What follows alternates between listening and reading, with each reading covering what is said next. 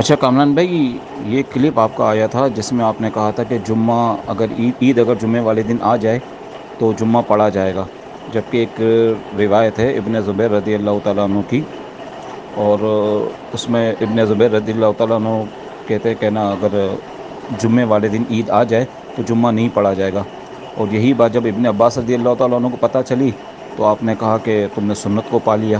ہاں، یہ بات اصل میں ایسی ہے، میں باقی اپنے سننے والوں کو بھی بتا دیتا ہوں۔ بات یہ ہے کہ ہم نے ایک دفعہ کلپ ریکارڈ بھی کیا ہوا ہے، ہمارا شاید وہ یوٹیوب چینل پہ موجود ہوگا، کہ یہ جو روایت ہے کہ اگر عید اور جمعہ ایک ہی دن آ جائیں تو اس دن کے اندر عید کی نماز پڑھی جائے گی، جمعہ معاف ہو جائے گا، اس پہ میں نے بتایا کہ اس کا متن ایبسولوٹلی ٹھیک نہیں ہے۔ صرف اہل الحوالی جو دور دراز کے لوگ ہیں ان کے لیے قابل قبول ہے، اس متن کو ایبسولوٹلی ہم قبول نہیں کر سکتے۔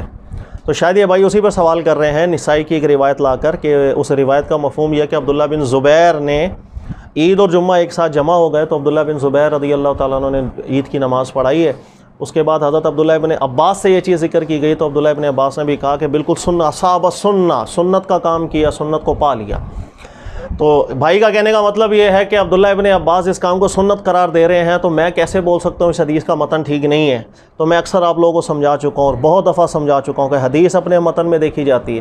اگر حدیث کا متن اس پہ کسی بھی طرح کا کوئی اعتراض آتا ہے تو اسے دینی مسائل کا استدلال، استنباط، استمساک بالکل نہیں کیا جا سکتا، اور یہ بات میں کئی دفعہ آپ لوگوں کو سمجھا چکا ہوں۔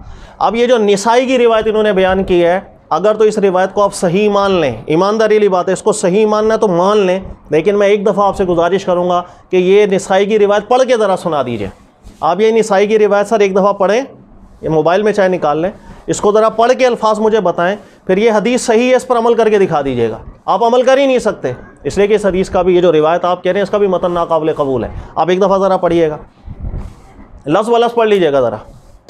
نسائی کی روایت ہے، اجتماع میدان علی الحدر ابن زبیر فخرج الخروج حتى طال النهار ثم خرج فخطب فاطال الخطبة ثم نزل فصلى۔ بس یہیں پہ رک جائیں۔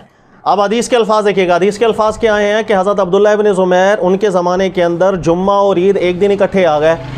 حضرت عبداللہ ابن زبیر نے پھر کچھ وقت نکلنے کے بعد نماز عید پڑھائی، پھر نماز عید کا انہوں نے کیا فخطب فاطال الخطبہ، آپ نے لمبا سا خطبہ دیا، ثم نزل فصلى، پھر نیچے اترے اور نماز پڑھائی۔ کہہ رہے ہیں وَلَمْ يُصَلِّ لِلنَّاسِ يَوْمَئِذٍ الْجُمْعَةَ، پھر اس دن آپ نے جمعے کی نماز نہیں پڑھائی تھی۔ فَذُكِرَ ذَلِكَ لِابْنِ عباس، پھر ابن عباس سے یہ چیز پوچھی گئی، ابن عباس نے کہا فَأَصَابَ السُنَّةَ، سنت کا کام کیا ہے۔ سر سنت کا کام کہاں سے کیا ہے؟ حدیث کے لفظ دیکھیں، انہوں نے پہلے خطبہ دیا عید کی نماز میں، پھر نیچے اتر کے نماز پڑھائی۔ عید کی نماز میں خطبہ نماز سے پہلے نہیں، نماز کے بعد ہوتا ہے۔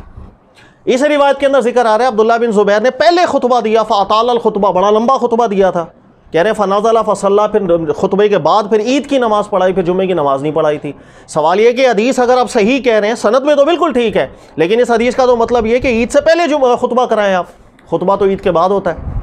امام بخاری اس روایت کو لائیں، مسلم لائیں، اور یہی عمل تواتراً چلتا ہوا آ رہا ہے۔ عید کی نماز میں پہلے عید کی نماز ہوتی ہے، اس کے بعد خطبہ دیا جاتا ہے، لیکن اس روایت کے اندر کیسے عبداللہ ابن عباس کہہ سکتے ہیں کہ سنت کا کام کیا، حالانکہ انہوں نے تو خلاف سنت کام کیا بظاہر جو لفظوں میں آ رہا ہے، پہلے خطبہ دیا پھر نماز عید پڑھائی۔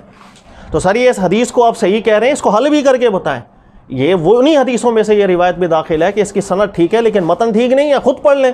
کہہ رہے ہیں کہ پہلے خطبہ دیا، فاطال الخطبہ، لمبا خطبہ دیا، ثم نزل فصلى، پھر خطبے سے نیچے اتر کے ممبر سے آپ نے نماز پڑھائی تھی، پھر جمعہ نہیں پڑھایا تھا، تو عید کی نماز میں خطبہ پہلے کیسے دے دیا؟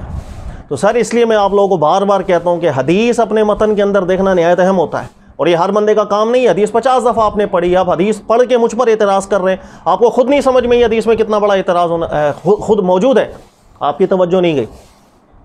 لہذا اس لیے جن حدیثوں کے متن کے اوپر اعتراض ہوتا ہے اس میں الگ الگ قسم کی باتیں آ جاتی ہیں، جسے لج عربی میں کہا جاتا ہے، کھچڑی بن گئی۔ ان کھچڑیوں سے استدلال نہیں کیا جاتا، استدلال محکم طریقے سے کیا جاتا ہے۔ اللہ تعالیٰ قرآن مجید میں جمعے کو فرض رکھیں تو آپ ان کچی باتوں کی بنیاد پر جمعے کی فرضیت کو ختم کیسے کر سکتے ہیں؟ یعنی ایک روایت کیا ہے کہ ایبسولوٹلی جمعہ معاف، ایک روایت کیا صرف دور دراز سے آنے والے لوگوں کے لیے معاف، ایک روایت کے اندر آ رہا ہے کہ نہیں خطبہ پہلے ہوا عید کی نماز سے اور عید کی نماز بعد میں ہوئی ہے۔ یہ سب چیزیں ایک الگ الگ مفہوم بیان کر رہی ہیں، شدید تعارض اپنے اندر رکھ رہی ہیں۔ کیسے عبداللہ ابن عباس نے کہہ دیا سنت کا کام کیا، عید سے پہلے خطبہ دینا سنت کب سے ہونے لگ گیا؟ لہٰذا چونکہ کلیشز ہیں ان روایات کے متن کے اوپر، اس لیے اس کو قبول نہیں کیا۔ اور یہی میں نے آپ کو بات بتائی تھی کہ امام مالک بھی اس روایت کو لے کر آئے موطا امام مالک میں، لیکن کبھی زندگی میں فتویٰ اس پر نہیں دیا۔ یہی حدیث امام شافعی بھی لے کر آئے ہیں، لیکن امام شافعی نے بھی اس پر کبھی فتویٰ نہیں دیا، صرف ایک صورت میں دیا کہ جو دور دراز سے آتے ہیں جنہیں جمعے میں آنے کے لیے مشقت اور حرج ہو، صرف ان کی حق میں ہم یہ کہیں گے کہ جمعہ نہ پڑھیں، اس لیے کہ قرآن کہتا ہے ما جعل علیکم فی الدین من حرج، دین میں حرج نہیں ہے۔ تو اس استدلال کی بنیاد پر لہذا اس حدیث کے متن کو کسی بھی عالم دین نے قبول نہیں کیا ایبسولوٹلی۔ تو یہ دوبارہ میں گزارش کرتا ہوں کہ حدیث کا جو باب ہے اپنی سند میں اور متن میں دیکھنا نہایت اہم ہوتا ہے، ایسے کچے طریقوں سے استدلالات نہیں کیے جاتے۔